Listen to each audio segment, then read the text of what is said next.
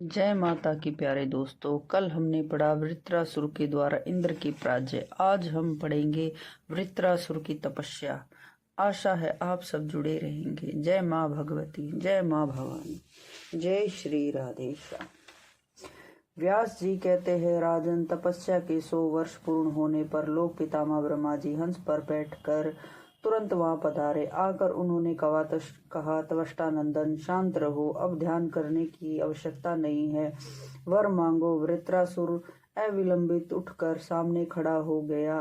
अत्यंत गदगद वाणी में कहने लगा, प्रभु, लोह अथवा काठ के बने हुए सूखे एवं भीगे अथवा इसके सिवा अन्य किसी भी अस्त्र शस्त्र से मेरी मृत्यु ना हो सके। मेरा पराक्रम सदा बढ़ता रहे, जिससे मैं परम बलशाली देवता युद्ध में कभी मुझसे जीत ना सके। व्यास जी कहते हैं, राजन, ब्रह्मा जी उनके प्रति बोले, वत्स, तुम्हारी सभी अभिलाषाएं सफल रहेंगी। सूखे गीले अस्त्र शस्त्र से तथा किसी भी कठोर पदार्थ से तुम्हारा मरण नहीं हो सकता। वृत्रासुर को यूं वर देकर ब्रह्मा जी स्वर्गलोक को पधार गए। वर युक्त पुत्र को पाकर त्वष्टानंदन परम प्रसन्न हो गए। उन्होंने उनसे कहा, माँ बाग, तुम्हारा कल्याण हो, अब मेरे शत्रु इंद्र को परास्त करो। व्यास जी कहते हैं, राजन, त्वष्टा की बातें सुनकर अत्यंत दुर्जय वृत्रासुर रथ पर सवार हो तुरंत पिता के भवन से निकल पड़ा। उस समय उनकी विशाल सेना की गर्जना से अमरावती भयभीत हो उठी। तदनंतर देवता और दानवों में भयंकर लड़ाई छिड़ गई। इस प्रकार का भयंकर संग्राम छिड़ जाने पर वृत्रासुर की क्रोध अग्नि दधक उठी। उसने अकस्मात इंद्र को पकड़ा और उसे वस्त्र और कवच सहित मुंह में डाल लिया और स्वयं जो का तो खड़ा रहा। इंद्र इनके वृत्रासुर के मुंह में चले जाने पर देवताओं के मन में अपार आश्चर्य और दुख हुआ। व्यास जी कहते हैं, राजन, देवराज की यह दशा देखकर देवता चिंता के कारण अत्यंत घबरा उठे। इंद्र को छुड़ाने के लिए वे तुरंत यत्न करने लगे। उन्होंने बृहस्पति जी की संपत्ति से शत्रु का संहार करने वाली महान बलवती जबाई का सृजन किया। वृत्रासुर को जबाई आई और उसका मुख खुल गया।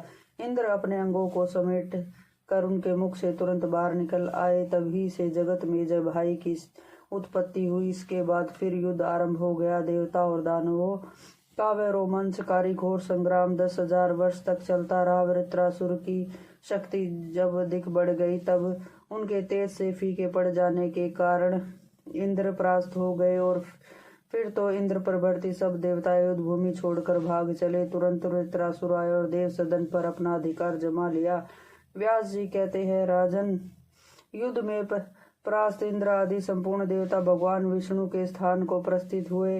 भगवान विष्णु ने कहा, श्रेष्ठ देवताओं, इस दैत्य से तपस्या पूर्वक ब्रह्मा जी की आराधना की है। ब्रह्मा ने इसे वर दे चुके हैं, अतः वर के प्रभाव से वह अब दुर्जय हो गया है। समान नीति का प्रयोग किए बिना सफलता असंभव है। पहले किसी प्रकार से प्रलोभन में उसे वश में करे, फिर अवसर पाकर उसे मार डालना चाहिए। गंधर्वों, तुम लोग वृत्रासुर के पास जाओ और उनसे वार्तालाप करके इंद्र के साथ उनकी मैत्री स्थापित कर दो। आप लोग मंगलमयी भगवती योग माया के पास जाए, उनकी आराधना करके केवल इंद्र ही संग्राम में शत्रु को मार डालेंगे। तब देवता सुमेरु गिरु के शिखर पर पहुंच गए। एकांत स्थान में बैठकर देवताओं ने जप तप और ध्यान आरंभ कर दिया। उन भगवती जगदम्बिका की स्तुति करने में देवता संलग्न हो गए। व्यास जी कहते हैं, राजन, इस प्रकार देवताओं की स्तुति करने पर भगवती जगदम्बिका सुंदर रूप धारण करके उनके सामने प्रकट हो गई। तब जगदम्बिका ने उन देवताओं से कहा, मुझसे बताओ, तुम्हारे सामने कौन सा कठिन कार्य उपस्थित हो गया। देवता बोले, देवी, देवताओं को अत्यंत दुख देने वाले इस प्रबल शत्रु वृत्रासुर को मुंह में डालने की व्यवस्था कर दो।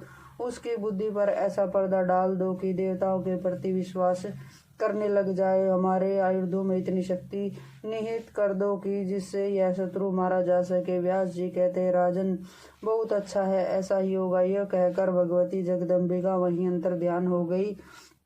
संपूर्ण देवता भी प्रसन्नता पूर्वक अपने अपने स्थान पर चले गए। बोलो भगवती मैया की जय हो, माँ काली माता की जय।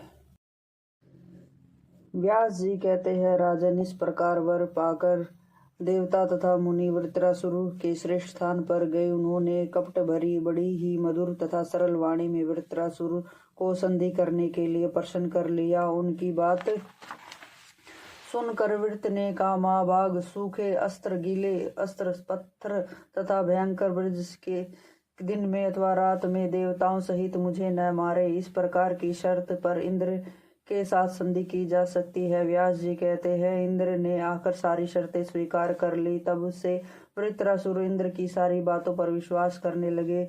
कभी दोनों एक साथ नंदवंदन में चले जाते, कभी गंधमादन पर्वत पर, कभी समुद्र के तट पर जाकर बड़े आनंद के साथ घूमने लगते। एक समय की बात है, इंद्र ने वृत्रासुर को समुद्र के तट पर देखा। उस समय अत्यंत भयंकर संध्या काल की बेला चल रही थी। सोचा, इस समय भयंकर संध्या काल सामने उपस्थित है, इसे न रात माना जा सकता है न ही दिन। अब इसी अवसर पर इस शत्रु को बल प्रयोग करके मार डालना चाहिए। समुद्र में बहते हुए पानी के फेने पर देवराज की दृष्टि पड़ी। उस फेन ऐसा जाना पड़ता था मानो पर्वत का टुकड़ा हो। सोचा, यह फेन न सूखा है न ही गीला, इसे शस्त्र भी नहीं कहा जा सकता। इंद्र ने उस फेने को हाथ में उठा लिया।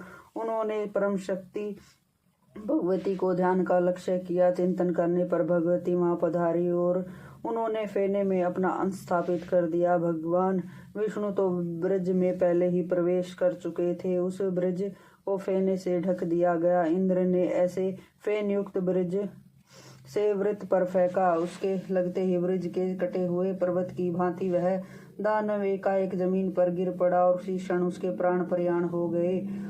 अब इंद्र के आनंद की सीमा न रही। इस प्रकार पराशक्ति के प्रवेश किए हुए फेने द्वारा वृत्रासुर को मारने में इंद्र बड़ी सुगमता से सफलता प्राप्त कर सके। देवी ने पहले ही उस दानव की बुद्धि कुष्ठित कर दी थी। तदनंतर त्रिलोकी में यह बात फैल गई कि देवी वृत्रासुर का संहार करने वाली है। व्यास जी कहते हैं, राजन, वृत्रासुर की जीवन लीला तो समाप्त हो गई थी, पर वृत्रवध की हत्या के भय से इंद्र अत्यंत घबराए हुए अमरावती सिधारे। भरत, इंद्र ने मेरे पुत्र वृत्र को मार डाला। यह प्रिय समाचार सुनकर त्वष्टा रो पड़े। अत्यंत शोकाकुल होकर जहाँ वृत्र की लाश थी वहां गए। उनके परलौकिक संस्कार की व्यवस्था विधिवत संपन्न की। महान शोकाकुल होकर मित्र घाती परम घाती इंद्र को श्राप देने को तैयार हो गए। उन्होंने कहा, जिस प्रकार अनेक प्रतिज्ञाओं के प्रलोभन में डालकर इंद्र ने मेरे पुत्र का वध कर दिया है, वैसे ही वह भी महान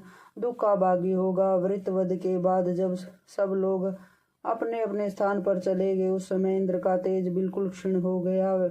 यह इंद्र ब्रह्मघाती है, यूं धीरे धीरे कहकर संपूर्ण देवता उनकी निंदा करने लगे।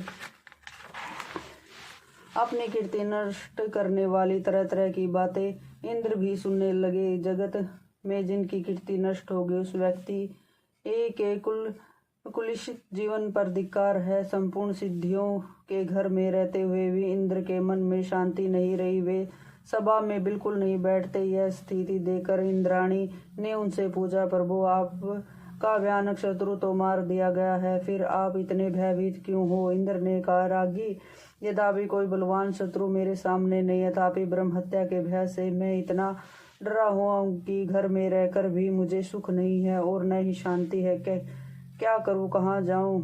कहाँ जाने मेरे से मेरा कल्याण होगा? प्रिय, इसी चिंता में व्यग्र रहने के कारण मेरा अंतःकरण में सदा आग धधकती रहती है। व्यास जी कहते हैं, राजन, अत्यंत घबराई हुई अपनी प्रियसी भार्या सची से उपयुक्त बातें कहकर इंद्र घर से निकल पड़े और मानसरोवर पर चले गए। वे उस समय उत्तम सरोवर में जाकर एक कमल के नाल में छिप गए। राजनी, जब ब्रह्म हत्या के भय से दुखी होकर इंद्र वहां से चले गए, तब देवताओं का मन चिंता से अत्यंत संतप्त हो उठा। संपूर्ण देवताओं और मुनियों ने परस्पर विचार करके निहुष को इंद्र के पद पर नियुक्त कर दिया। भारत, यद्यपि निहुष धर्मात्मा था, फिर भी इंद्र बन जाने पर उसके मन में राजश्री वृत्ति उत्पन्न हो गई। एक समय की बात है, सची के गुणों को सुनकर उन्हें पाने के लिए निहुष के मन में इच्छा उत्पन्न होगी। अतः उसने ऋषियों से कहा, मेरे पास इंद्राणी क्यों नहीं आती? आप संपूर्ण लोगों ने ही इस समय मुझे इंद्र बनाया, अतः मेरी सेवा करने के लिए सची को भी यहाँ भेज दे। बोलो भगवती मैया की जय।